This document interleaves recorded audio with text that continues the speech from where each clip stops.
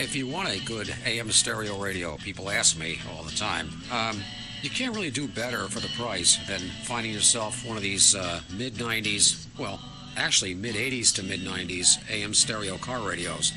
This one is from a Chevrolet Blazer or GMC Jimmy, where they carried over the old school style display through 97, I think.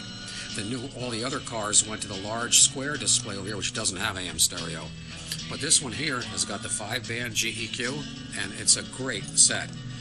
The only thing I don't like is it keeps defaulting to the clock display, and that's normal. You know, that's its normal way. Chrysler radios, you can push it and keep it in the radio station display.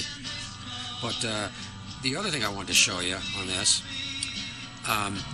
fans of Dewey 70, especially his great video about when record labels attack.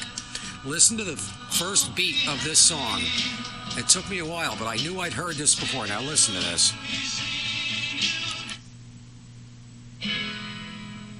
Now you will hear that song during the video when the flea goes off the screen and then the 70 appears. You're going to hear that bar. I want somebody to tell me what that song is. I know what it is now. See if anybody else can guess what it is. In the meantime, what we've done here is we have done here. Hang on one second. All right, play. Well, I thought about the army. Okay, hang on one second. Anyway, this board here was sent to me by someone who just built one of my kits. And I will tell you one of the problems. This one didn't work on one channel. When you put in any of these filter capacitors, when you build a kit, it's normal to want everything to be straight and true and look perfect. But when you straighten out one of these capacitors, make sure you don't just try to straighten it without heating the bottom first, because what happens is it'll break the pad off the bottom of the circuit board. And that's what happened with this one. No big deal, and it works great. But anyway, just something to watch out for.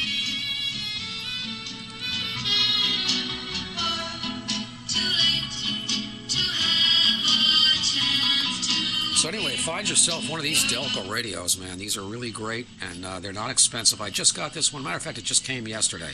I got this for $25 as a buy it now on eBay, and well worth it. Even if you don't, I mean, I don't use cassettes much anymore, but usually what I do is I drill a hole through the front and I put an auxiliary input jack in it, then make a little wooden cabinet for it and make a home radio out of it. And I think they are hungry. They're power hungry, so you need a good power supply. You need at least an 1.5 amp power supply, 12 volt. I have a gel cell battery on it right now, and it won't last long. But you put an AC adapter on it, but not a switch mode style. Use an old style heavy duty linear power supply. But they're well worth it, and they're cheap. It's a lot better than spending a whole mess of money on like a Carver TX11A, B, or C. And if you just want something that receives AM stereo, this is the way to go. And of course, the Chrysler radios, all the way from late 85 through 89, you're guaranteed to have AM stereo. After that, it's hit and miss. But as I say, there's a lot of radios you can find, and for real cheap money. Anyway, that's about it for today.